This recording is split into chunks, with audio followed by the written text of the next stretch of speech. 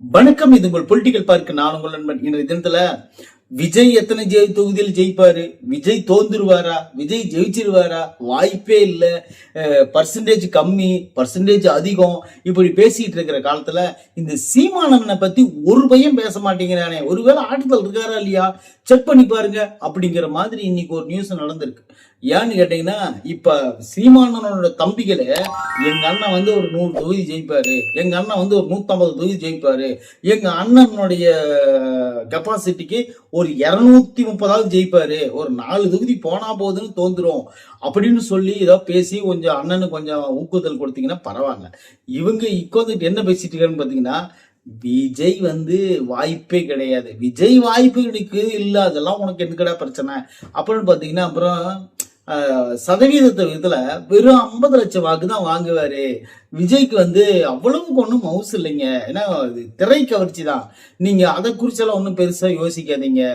ஏன்னு கேட்டீங்கன்னா, இங்க நிறைய பேர்த்துக்கு ஓட்டே இல்லை, ஓட்டு போட முடியாம அழுத பிள்ளைங்களை வீடியோவை நான் காட்டுறேன் அப்படின்னு சொல்லிட்டு இவங்க விஜய் புராணம் தான் இன்னும் பாடிக்கிட்டு இருக்கிறாங்க. சீமானன் ஜெயிச்சிருவாருன்னு அவன் தம்பிங்க ஒருத்தன் சொல்லி கூட நான் கேட்கவே இல்லை, இது வரைக்கும் உண்மையிலே கேட்கவே இல்லை. அவர்களுடைய தம்பிகள் கூட ஒருத்தங்க கூட பேசலன்னா சீமானன் ஜெயிச்சிருவாரு, 200 தொகுதி ஜெயிச்சு முன்னாடி வந்துருவாரு, நாங்க வந்து கட்டுக்கோப்பான ஓட்டு சதம் வச்சிருக்கோம் அப்படின்னு சொல்லிட்டு இதுவரையிலும் ஒருத்தனும் பேசி நான் பார்த்ததே இல்லை. பாவன சீமானன் இந்த தேர்தலோட உங்களுக்கு ஈஸியா முடிச்சு விடுறதுக்கு தயார் பண்ணிட்டாங்க. இவங்க எல்லாம் நல்லா உஷாரா இருந்துங்கண்ணே, பார்த்துக்கங்க, அவ்வளவுதான். அப்புறம் இன்னொரு விஷயம் பாத்தீங்கன்னா, ஒரு பண்டிகைக்கு வந்து நிறைய படங்கள் ரிலீஸ் ஆகும். கிட்டத்தட்ட வந்து பாத்தீங்கன்னா, ஒரு சூப்பர் ஸ்டார் ரஜினி படம், அடுத்தது வந்து கமல்ஹாசன் படம், அடுத்தது வந்து சூர்யா படம், விஜய் படம், விக்ரம் படம், அஜித் படம், இந்த மாதிரி சொல்லிட்டு செலிபிரிட்டி படங்கள் வந்து ஒரு 4-5 ரிலீஸ் ஆகும். கடைசி கட்டத்துல எண்ணிக்கைக்காக ஒரு 2-3 படம் ரிலீஸ் ஆகும். அது என்னன்னு பண்ணு பாத்தீங்கன்னா, அந்த டப்பிங் படம் எங்காச்சும் இருந்து பொறுக்கி போட்டு டப்பிங் படத்தை ரிலீஸ் பண்ணுவாங்க. அடுத்து வந்து பாத்தீங்கன்னா, இத லோ பட்ஜெட் படம் போட்டா ஒரு காட்சி தான் ஓடும், அதுக்கு அது அந்த தியேட்டர் உரிமையாளருக்கே தெரியும். இருந்தாலும் என்ன பண்றது, ஒரு எண்ணிக்கைக்காக எடுத்து போட்டு 6 தியேட்டர் இருந்துச்சுன்னா ஒரே வழியில இல்ல 7 தியேட்டர் இருக்கிற தியேட்டர்லாம் இருக்கு ஒரே கட்டடத்துல. அந்த மாதிரி இடங்கள்ல சரி புது படங்கள் 2 தியேட்டர்ல போட்டோட மீதி ஒரு தியேட்டர் இருக்கு, அந்த ஓடாத ஒரு காட்சி ஓடுற படத்தை தூக்கி போடுறா, ஒரு காட்சி வந்து ஓட்டு அப்படின்னு சொல்லிட்டு எடுத்து போடுற ஆளுங்க இருக்காங்க. இப்போ வந்து பாத்தீங்கன்னா, புது படங்கள் ஓடக்கூடிய கட்சிகள் வந்து என்ன பாத்தீங்கன்னா, திமுக, அதிமுக, தாவேகா. இந்த ஓடாத ஒரு நாள் படம் இருக்கு பாத்தீங்களா, ஏதோ போனா போது தூக்கி போடுறோம், அந்த படத்தை ஒரு கட்சி ஓடிட்டோம் அப்படின்னு சொல்லிட்டு தூக்கி போட்டு ஒரே ஒரு நாள் ஓடக்கூடிய படம் இந்த நாம் தமிழர் கட்சி. இந்த படம் வந்து ஒரு ஓடாத படம், இது வந்து ஒரு உப்புமா படம். அந்த படத்தை போய் தூக்கி போட்டோம்னா அது ஒரு காட்சி கூட ஓடாது. இந்த படத்தை போய் யாரு வந்து பார்க்க போறா, இந்த படத்துக்கும் இந்த பண்டிகைக்கு என்னடா சம்பந்தம், இது வந்து புறக்கணிக்கப்பட்ட ஒரு படம், இந்த படத்தை புடிச்சுக்கிட்டு தொங்கிட்டு இருக்கிறானுங்களே அப்படின்னு சொல்லிட்டு நான் சொன்னதான் நினைச்சுக்காதீங்க. இந்த அந்தணன் பிஸ்மி அவங்க பேசிட்டு இருந்தாங்க, அதுதான் நான் இப்போ வந்து உங்களுக்கு குறிப்பிடுறேன். வேணா வீடியோ இங்க இருக்கு, வேணா இந்த கிளிப்பை பார்த்துக்கங்க அப்படின்னு சொல்லிட்டு உங்களுக்கு சொல்ல வரேன்.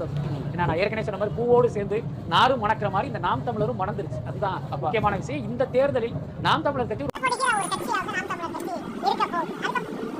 என்ன சொல்றாருன்னு அதை தான் வந்து நம்ம எக்ஸ்பிளைன் பண்ணேன். என்ன சொல்றேன்னா, இவங்க என்ன சொல்றாங்கன்னா, கிட்டத்தட்ட அவங்க யாரு அண்ணன் சீமானனுடைய தம்பிங்க எல்லாம் பூரா விஜயை பத்தி இன்னுமே வந்து தரக்குறைவா பேசுறது. அவங்க அதாவது ஒரு விஷயத்த பேசும்போது அது நல்லது பேசுறோமா கெட்டது பேசுறோமா அப்படின்லாம் தெரியறது இல்லை. அவங்க வந்து இருக்கிற கோபத்தை எப்படி காட்டுறதுன்னு தெரியாம தான் அந்த மாதிரிலாம் பேசுறாங்க. உன் பிராண்டை ஒழிக்கிறதானா நான் வந்திருக்கிறேன் அப்படின்னு காலு மேல காலை போட்டுட்டு பேசுறது, விஜய் என்ன பெரிய புடுங்கி அப்படின்னு கேட்கறது, இதெல்லாம் வந்து எவ்வளவு பெரிய ஒரு அநாகரிகமான செயல். இதுதான் உங்க தன்மானம் மிக்க வீரம், தமிழின் தலைகுனிவா அப்படின்னு சொல்லிட்டு நிறைய பேர் கமெண்ட்லயே கேட்கறாங்க. என்னன்னு பாத்தீங்கன்னா, இந்த சொல்வாங்கல்ல, அந்த இன்னமும் அடிக்கடி ஒரு டைலாக் சொல்லுவாங்கப்பா, மானமும் வீரமும் ஒரு மாரில ஒரு தாய்ப்பால் குடிச்சவன், அப்புறம் ஒரு அப்பா தாளுக்கு பிறந்தவன், அப்புறம் வந்து பாத்தீங்கன்னா என்னென்னமோ சொல்லுவாங்க. அதெல்லாம் வந்து பாத்தீங்கன்னா, இதெல்லாம் வந்து இப்படி தப்பு, இப்படி பேசக்கூடாது. ஒரு தலைவனா ஒரு இருந்துட்டு இந்த மாதிரி பேசுறதெல்லாம் மாபெரும் தப்பு. ஒரு அப்பனாத்தாளுக்கு பிறந்தவனா இருந்தா அப்படின்னாலாம் பேசுறதெல்லாம், அது எந்த மாதிரி ஒரு சீன்ல பேசுவாங்கன்னு பாத்தீங்கன்னா, இந்த கொலாயடி சண்டையில பொம்பளையும் பேசிக்குவாங்க, அடுத்தது பாத்தீங்கன்னா குடிகாரங்க பேசிக்குவாங்க. இந்த மாதிரி குடிகாரங்க கொஞ்சம் போதை மீறி போச்சுன்னு வச்சுக்கோங்களேன், அவங்க என்ன பேசுறதுலே தெரியாம அவன் பேசிட்டு இருப்பான்.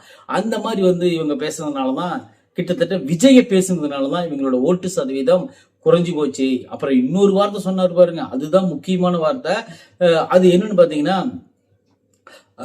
இந்த தேர்தலில் வந்து 5 லட்சம் ஓட்டு கூட நாம் தமிழர் வாங்காது, அந்த அளவுக்கு விஜய் மேல வன்மத்தை கொட்டி பேசியிருக்காங்க. அவங்களுடைய முகத்தடைய கிழிச்சாச்சு. இனிமேல் அவங்க ஜென்மத்துக்கும் 5 லட்சம் ஓட்டுக்கு மேல வாங்க முடியாது. இந்த 36 லட்சம் ஓட்டுங்கிறது இந்த போன தேர்தலோட முடிஞ்சு போச்சு. இனிமேல் அவங்களுக்கு 5 லட்சம் ஓட்டு கிடைக்கிறது கூட பெரும்பாலா இருக்கும் அப்படின்னு சொல்லிட்டு தான் பேசுறாரு பிஸ்மி. அதையும் ஒரு வாட்டி நம்ம பார்த்துருக்கோம். குறைவாகத்தான் நாம் தமிழர் கட்சிக்கு வாக்குகள் கிடைக்கும். இன்னொன்னு, விஜயுடைய இந்த அலையில பாத்தீங்கன்னா அடித்து செல்லப்படுகிற ஒரு கட்சியாவது நாம் தமிழர் கட்சி இருக்க போகுது. அதுக்கு பாத்தீங்களா என்ன சொல்றாருன்னு? அதான் சொல்றேன்.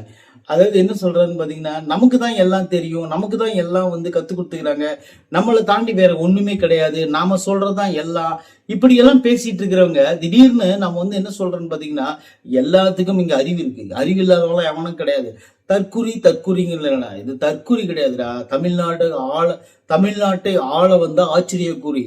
இது அணில் கூட்டம் அல்ல, உங்களை எல்லாம் அழிக்க வந்த கூட்டம் அப்படின்னு சொல்லிட்டு விஜய் அவர்கள் என்னைக்கோ பதிவு பண்ணிட்டாரு. அது இன்னுமே அது தெரியாம இந்த வசைபாடும் வசவாளர்கள் எல்லாம் ஆளுக்கு ஒரு பக்கம் உட்காந்து பேசிக்கிட்டு இருக்கிறானுங்க. இவங்களை பத்தி எல்லாம் கவலைப்பட்டு ஐ டோன்ட் கேர்ன்னு சொல்லிட்டு விஜய் அண்ணா இவங்களெல்லாம் ஒரு இதாகவே மதிக்கிறது இல்லை. ஏன்னு கேட்டீங்கன்னா, இவங்களுக்கெல்லாம் பதில் சொன்னோம்னா அவங்களுக்கோட நம்மளும் இணையாயிருவோம். அதாவது கிட்டத்தட்ட அவங்களுக்கு பதில் சொல்றதை விட அவங்களுக்கு கடந்து போறதா அவங்களுக்கு கொடுக்குற பெரிய தண்டனை அப்படின்னு சொல்லிட்டு விஜய் அண்ணன் கடந்து போறாரு அப்படின்னு சொல்லிட்டு ஃபர்ஸ்ட் தெரிஞ்சுக்கங்க.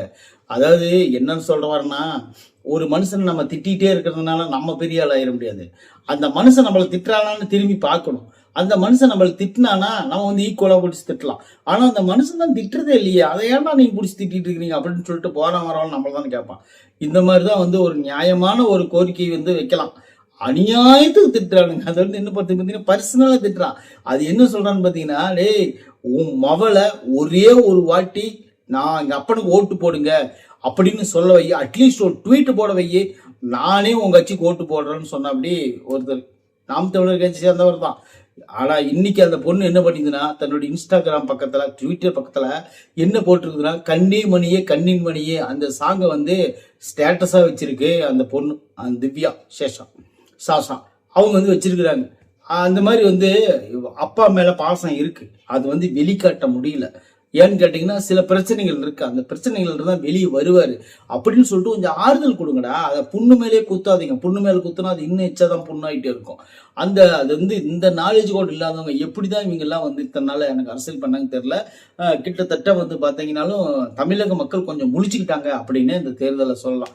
அங்கங்க பறக்கிறானுங்க பசங்க. அதெல்லாம் என்ன சொல்றது, அந்த மாதிரி பறந்து உண்மையில வெளிநாட்டுல இருந்து பறந்து ஓட்டு போடுறாங்க.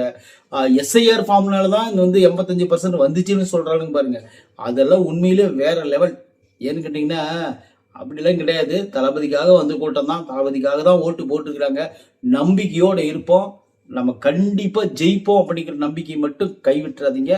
எது வந்தாலும் பார்த்துக்கலாம். நன்றி, வணக்கம்.